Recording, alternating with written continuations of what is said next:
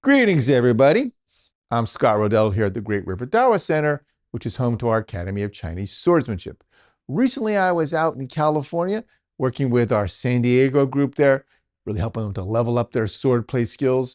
It was a good standard training for us, I'd say. We did all the good basic work. That's the foundation of our art. We worked on basic cuts, of course, partner drills for all those basic cuts. It's not enough to know the cuts and how to deflect and do it solo. We want to make sure we can do it all with a partner. And of course, there was plenty of sword play. What's the point of getting together if we don't have some free sword play with some good contact? So it was a good overall training. One of the drills that we worked on there was the Tiao-Dian drill, this beating upward deflection, followed by that quick jab with a tip. So what we're going to see in a moment is a real deep dive into that drill. If you don't have it in your school's curriculum, feel free to steal it, make it your own, take it.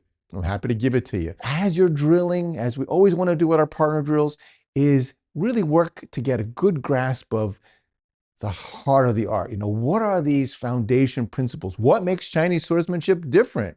And so what some of the things we discussed as we worked on this drill was the jiejing point. The jiejing is that catching point. Where exactly is that? And how we use that. So from that jiejing point, boom, boom, I come right back in, and that helps us to achieve the receiving is releasing, which is a very important concept because one thing we're looking to do in this art of Chinese swordsmanship in our Jianfa is achieve danxing, which is a single form or a single shape. So rather than being in sort of attack and defense mode, or I have to parry and come back, instead of being that sort of dualistic kind of thinking, what we're looking to achieve in our Chinese sword work is this continuous movement. So it's deflect strike, not deflect and strike, deflect strike. That's the idea of the danxing, the single form or the single shape. So anytime you're working with any partner drill, not just the choreographed partner drills, but also in your free sword play, let's really work to get at this heart of Chinese swordsmanship and find the things about this art that are different from others. By the way, if you're interested in Chinese swordsmanship, please do check out the link below for the Academy. We have regular weekly webinars. There's in-person seminars in America and Europe. There are retreats where you're really intensive. You get to go and all sword play, really level up your skills. For those who want to really go far with the art, retreats are great. And we have a yearly tournament where you can really put your skills to the test. So Chinese swordsmanship is something you think you're interested in, check out that link below. Today we're going to work on the drill for Tiao. So yesterday we jumped ahead a little bit because everybody's been training a lot. We worked a lot of the skipping stone and how to be continuous and all sorts of ways that we can do that skipping stone. So you're carving your way in, right, elbowing in. We got to go back a little bit back to basics.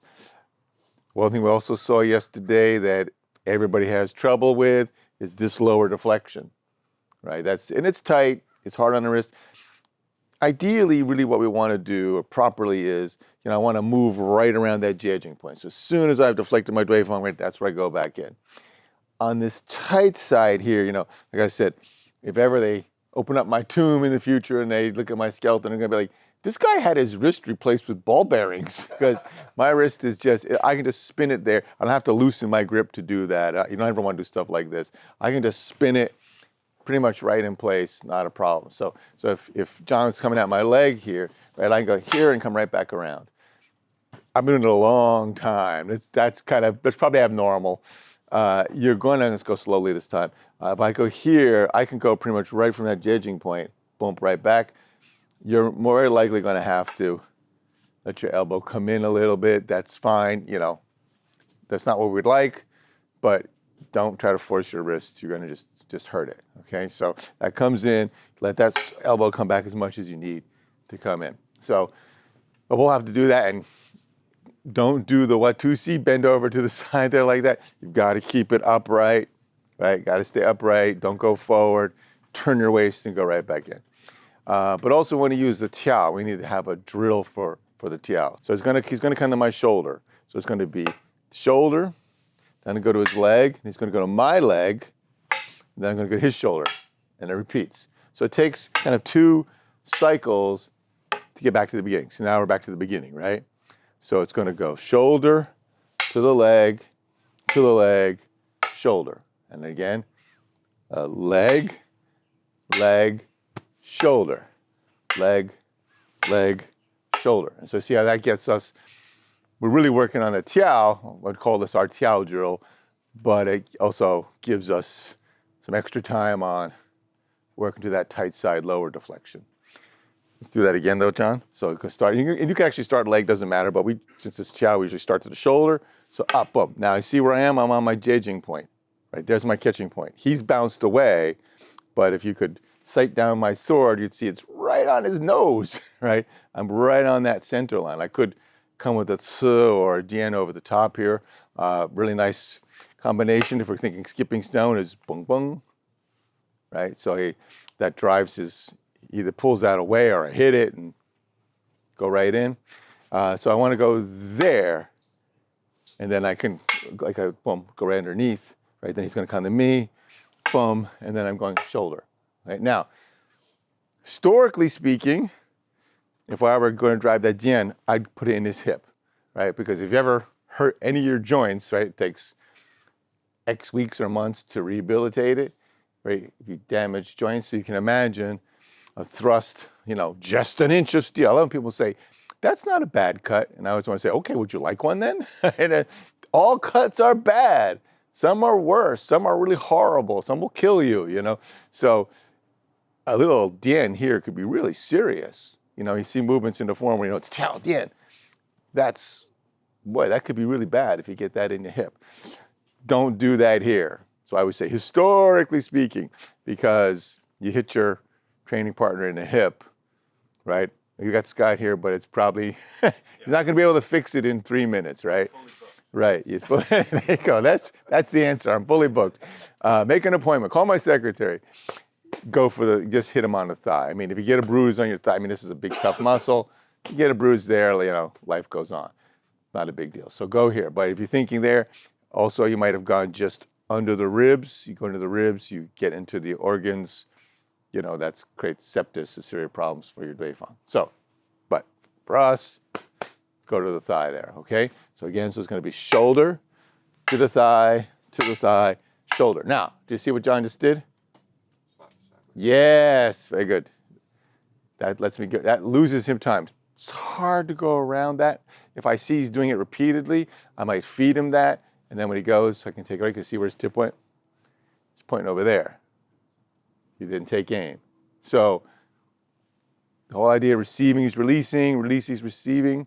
So if receiving is releasing, what that translates into functionally is that deflecting is aiming, right? And it's a different mind intent, right? This is why you want to say ways how are ways that Chinese swordsmanship is different than, say, side sword or some European systems? Well, people would say, well, the angles of the cuts are the same. Well, yeah, because there's only so many ways a sword can cut. There are things that are going to be in common.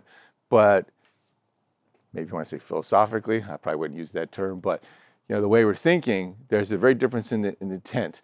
I'm not defending myself and then countercut.